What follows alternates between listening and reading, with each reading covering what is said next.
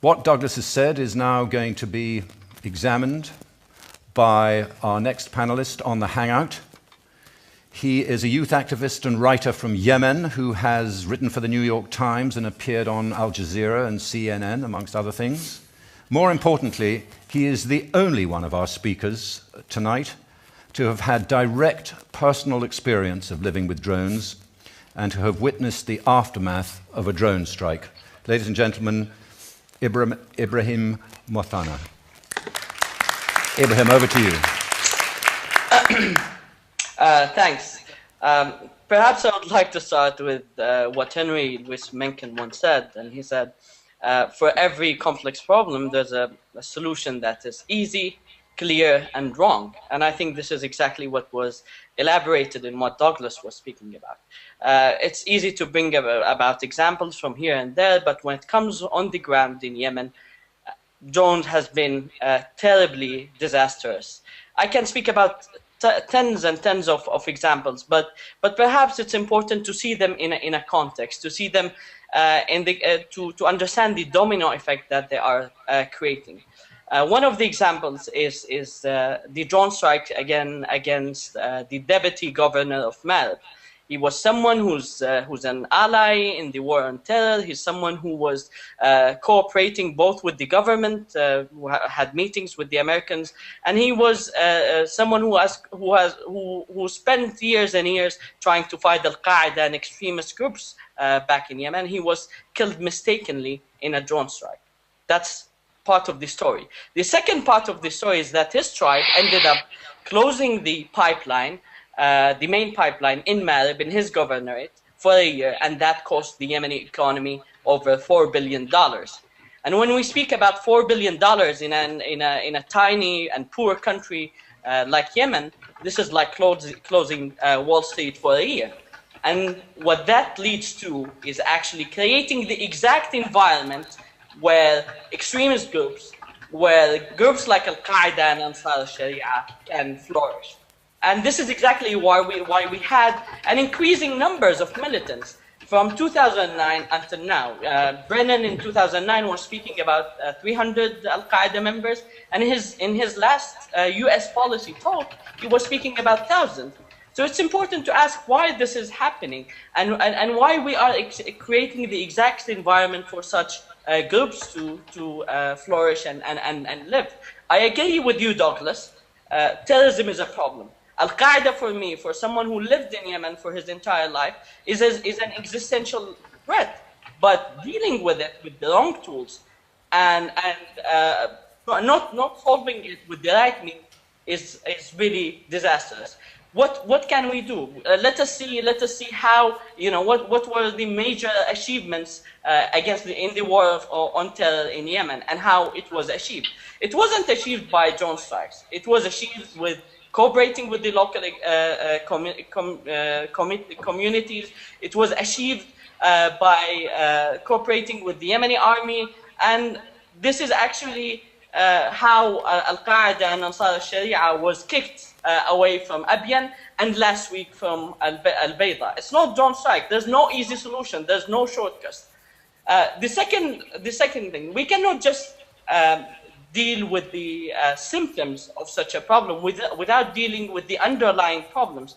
We need to tackle the underlying economic, social problems, and this actually will take years and years of efforts. And if all the money that was spent on strikes, if the cruise missile that cost over $500,000 and ended up killing 44 civilians in Al-Majala in Abyan was spent on their livelihood, was spent on making their life better, we would have not ended up having many and many people who joined terrorist groups from that areas. Finally, it's really important to know that it's not only white and black. There are a lot of people who are in the gray zone. There are a lot of people who are, especially within Yemen tribes, who are like stem cells, who, if we cooperated with them, if we ended up working with them, will be part of the effort against terrorists. And it's on the contrary, they could fight the government and end up creating troubles if the family members are killed, if the areas are attacked, and if all the economy... Ibrahim, I'm going to ask Douglas to very quickly, because we're running out of time in your slot, just very quickly to respond. And then I'm afraid we're going to have to wrap it up. Douglas? I wanted very quickly, thank you, Ibrahim, to ask two genuine questions. First of all, how long do you think it's going to take to sort out Yemen's economic problems? And secondly, what would you suggest the United States should have done since the Yemeni army could do nothing about Awlaki, since American troops were not going to put their feet on the ground in Yemen? What would you say they should have done instead of using a drone strike? Well, actually, you know, it's really important to see what drone strikes has actually created in Yemen. We're speaking when the drone program started in Yemen, it was actually targeting high value targets. But what we ended up having is hundreds and hundreds of people who were killed. So is that? Are you saying nothing is better than? It would have been better to do nothing. Is that your answer to Douglas on that?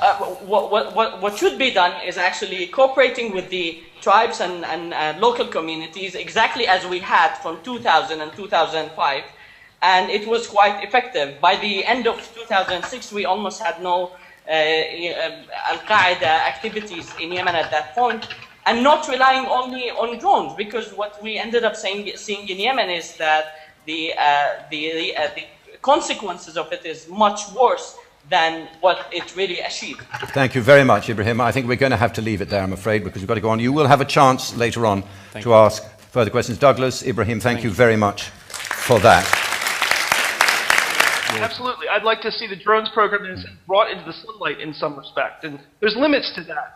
But bring it into the sunlight. Let the Congress have the normal level of oversight that it does over military operations. Give the courts some scrutiny and provide a check on the executive branch. That would go some way towards making sure that drones target people who maybe should be targeted, as opposed to making accidental strikes on innocent civilians.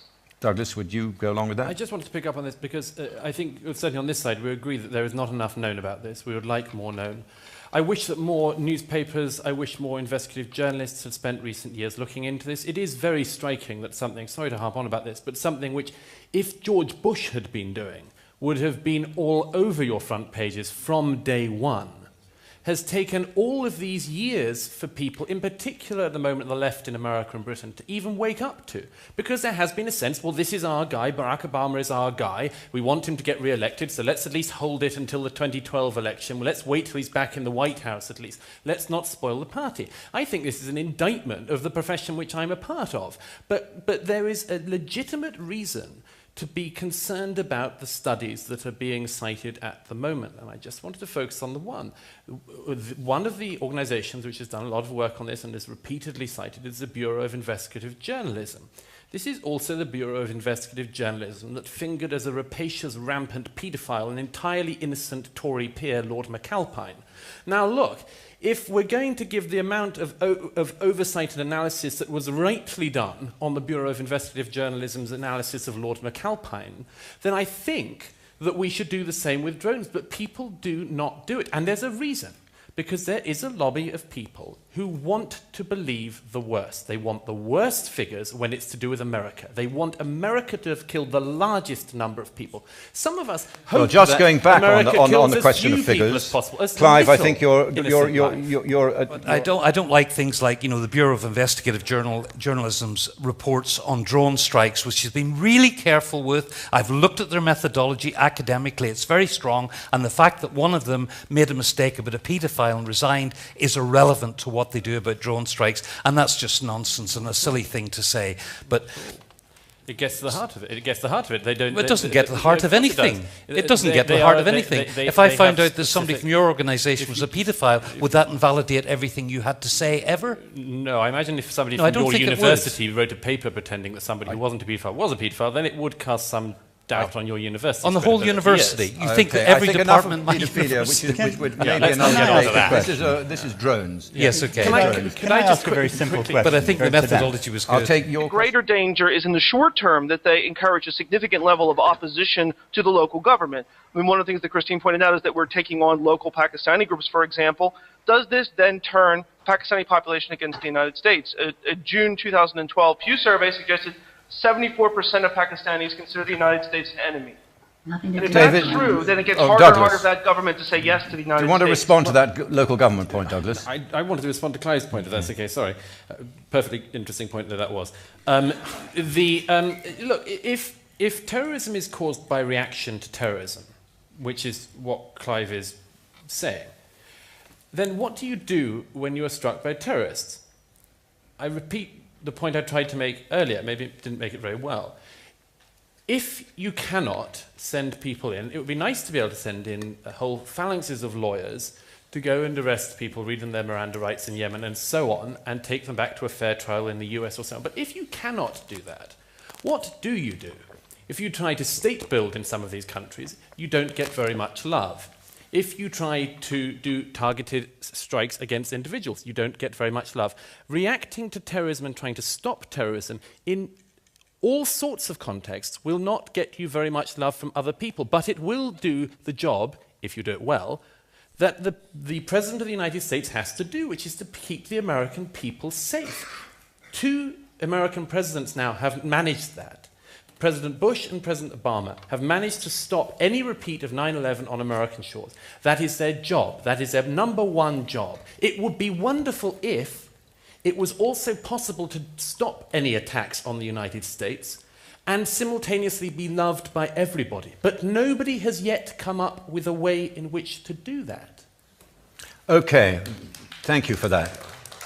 Many other. This is this blinkered approach. It's the same with destabilizing world security, as if we're the only people who will ever have this technology. We're the only people who ever use it. There are a lot of countries coming online who will use it. Now, do you think we're going to set ourselves at a military disadvantage? If you look at why you want autonomous drones, it's simply because you break communication links if you're fighting with a more sophisticated force. We're not fighting with the Taliban. Sorry, it's a very long argument. No, it's a long answer, but it's a deserved one. Douglas, you have got something to say. I see your hand, Mohammed, over there in Florida.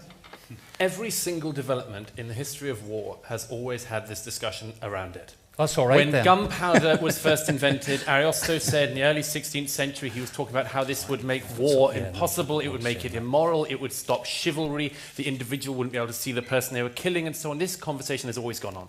And the conversation always goes on to what happens when other people get it. Of course we should be having that discussion.